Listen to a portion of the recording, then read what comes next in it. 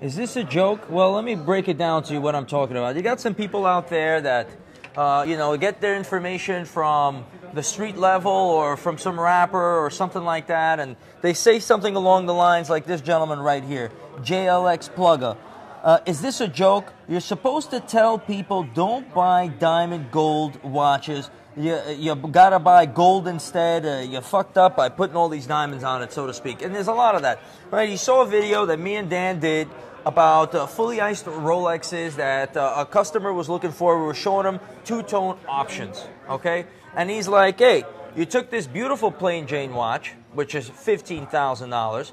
You put a bunch of diamonds on it, and you ruined it, and now you're trying to charge $30,000. Is this a joke? Is it a joke? The answer is no. Okay, I have 17 years of business experience. Danny has 15 years of business experience in the diamond district. Do you think we're sitting here taking all the time to put diamonds in these watches to ruin them?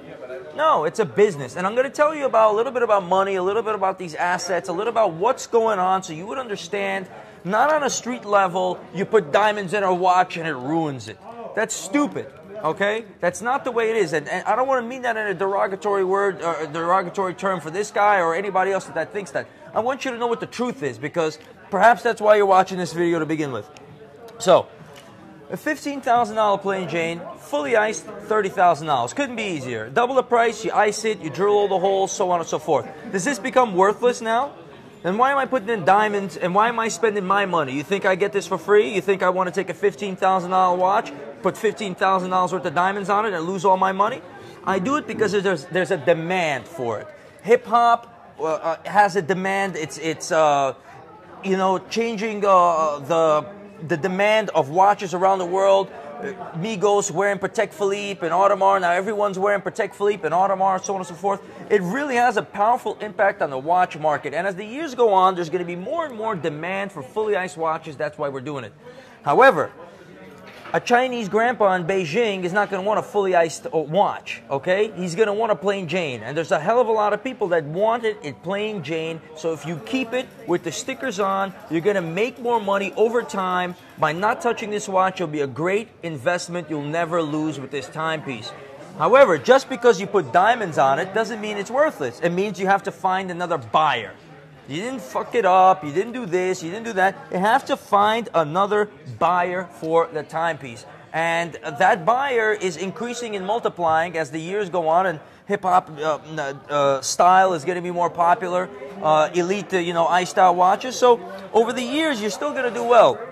You can keep it plain Jane if you're a plain Jane guy, or if you're saving, or like some of the diamond and watch dealers out here keep their watches plain Jane. Or sometimes they take their plain Jane watch and they ice it out, because you know why? They want to sell to you, and they also want to sell to you. What can you tell me, Dan, that I haven't really explained to these guys about having an iced out watch and understanding the value and the price, or what's going on? So here you had your Jubilee bands, two-tone. This is an oyster band. They're 41 millimeters. Okay, and here you have your plain Jane. So pre-owned, this watch goes for around $15,000, okay?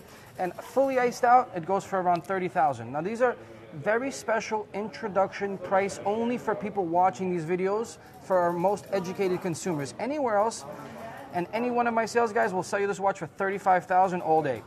Other jewelers will do $40,000. Now, it's very important to note the value, right? Value is all about how much someone's looking to pay for it. So when you go to a Rolex store and you have a plain Jane, and let's say you want to upgrade or you want to do something like that, more demand, much easier to liquidate, more value. But when you bring, if you want to trade in and you bring this watch to the Rolex store, the fully iced out one, sometimes they'll tell you it's fake, it's not authentic, and there's a gray line between that, right? The line is, the watch itself is a 100% genuine, authentic Rolex, all the parts, the movement. The only difference is we added diamonds.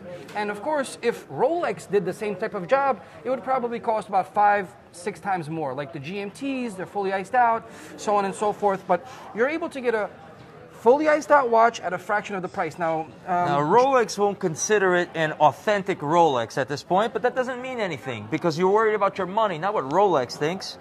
And now let's say what happens when you bring it to a pawn shop. Haters, right? Anytime you're wearing something like this, it's a hater attraction. most of the time people think that Rolex watches are like $1 million, and if it has diamonds, it's unattainable. But in reality, it attracts haters for a reason, because most people will never be able to attain this watch. So if you go to a pawn shop, or, well, pawn shops are the worst, but any even jewelry stores, right? If they see you with this on and you're walking in there saying, hey, how much is this worth? Or any type of things like that, they're going to lowball you. They're never going to give you the true value. Let me play the game with you, Dan. So let's say I came in with this Rolex, and let me say, I say, hey, listen, Danny, I hear you've been in business and you know this business 15 years. I want to, how much is this worth? Oh, I just bought it. Oh man, this is not worth nothing. I mean, I don't have any customers to sell this to. It's got diamonds all around. I paid $30,000 for it from TraxNYC. You're telling me it's worth nothing? I got to go back there and throw a brick through their window. Basically, it's not worth anything to me, because I think you want to sell this watch, so I want to lowball you, make you feel bad about it, so you can go back to Trax, return the watch, and come buy something from me. Why would any jeweler tell you anything good about anyone else's jewelry? They won't. They're haters. At TraxNYC, we're a little different, and those of you who have shopped with us and who actually came down and had an interaction, you'd know that this is the case. We're not bullshitting our customers. We want to educate them. We want to give them all the information as it is. Now let me ask you this: if I wanted to, and this guy, you'd lowball me, how much would you give me if I came in and I said, I paid 30, I need to sell it? How much? 15,000, I'll tell you. So then, this guy would be confirmed. We're all losers, or whatever it might be, and with this and that. But how would you play the game different? Now, differently, right? Now you play me, and I'm going to be the jeweler. Well, I wouldn't go to your store. Right. I'd come to Midtown Manhattan, 47th Street, where there's 1 million stores here, or maybe downtown LA, and I'd shop it around. And I wouldn't come in and I'd say, hey, I want to sell this watch, or how much is it? I would say, hey, I have this watch I just bought for myself. I want to get the exact same one for my brother, or my cousin, or my friend. Then the jeweler has to do a complete 180. They have to actually do their research, count the diamonds, and see what the actual cost of the piece will be. So you flip the jeweler, all right? So I'll just tell you how the game is played. So basically what Dan is saying is this. If you come in and you say, how much is this worth?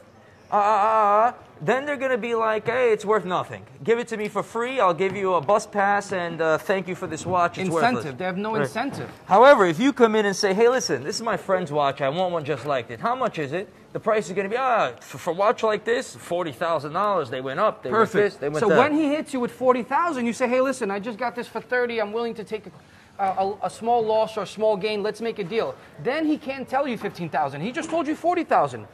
So, and this is a really important strategy for jewelry. Watches, not so much, but jewelry. If you have a piece, right, and if you want to know if it's real or this or that, don't go in a jewelry store saying if it's real, right? They're not appraisers. That's not their business. They want to sell you something. You go in there and you act like a customer. You pretend maybe you want to buy something, and then as you're talking to the sales rep, you say, hey, I have this piece. I just got it as a gift. Can you tell me if it's real or not? Then they will give you a proper assessment. But my favorite trick of all, the best trick, works for diamond jewelry and gold, is you take your piece, especially the piece you bought from TraxNYC.com, you take it to your local jeweler and you show them that piece and you say, I want to make the exact same piece in a different color gold, whether it be white gold, yellow, rose, whatever. Use your imagination.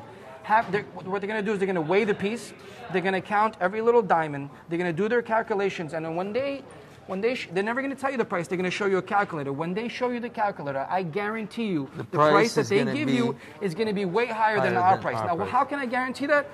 We've invested hundreds of $1,000s into 3D renderings, molds, research and development, thousands upon thousands of carats of diamonds.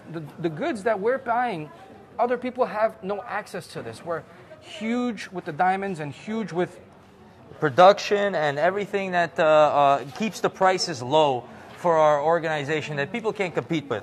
The bottom line is this: plain Jane or fully iced or this or that and money and being rich and being poor and I want a Rolex and I can't afford one. It's a money game. It's a money game. I'm telling you how the game is played. Danny's telling you how the game is played. All right? You can play it a lot of different ways. You can walk into a jewelry store, you can say, hey, I just got this, how much is it worth? Or you can say, hey, I want another one like this. And you're going to get the same person give you two different numbers, right? It's a numbers game. You could buy a watch, you could get the right diamonds, you could do business with the right people, you could keep your money in it, you could keep it plain Jane, you could sell it that way, you could not buy anything, you could spend your money somewhere else, you could invest in Bitcoin, you could put on a dog and pony show in Times Square and make $1 million. I don't know. It's a game, right? And it's not enough for say, hey, you took a plain Jane watch, you put diamonds in it, and you ruined it. You didn't. You didn't do that. You're playing a different game with a different medium, right? And going in a different direction. And that's what I want you to understand. Other than that, you know, that's it. Any last thoughts? Absolutely. The last thing I want to mention, which is very important, okay?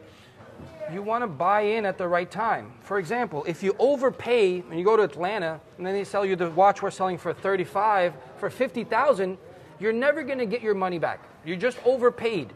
So it's really important to buy in at the right time. Do your research. Don't just call one jeweler. Don't just call Trax and make the buy at Trax.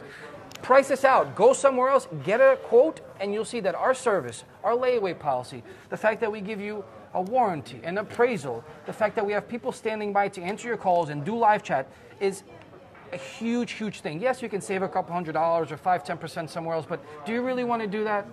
Right. So make sure you buy at the right price. And listen, you know, our business model is to sell to an educated consumer. Everyone else's out here business model is to sell to an uneducated consumer. That's why we're doing the reverse.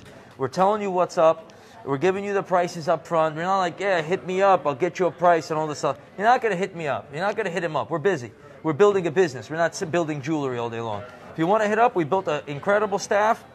Their information is in the description. You can get any iStyle watch for the best prices because we're not hawking one watch to sell and sell you a dream and walk you out the door and come back 30 minutes later.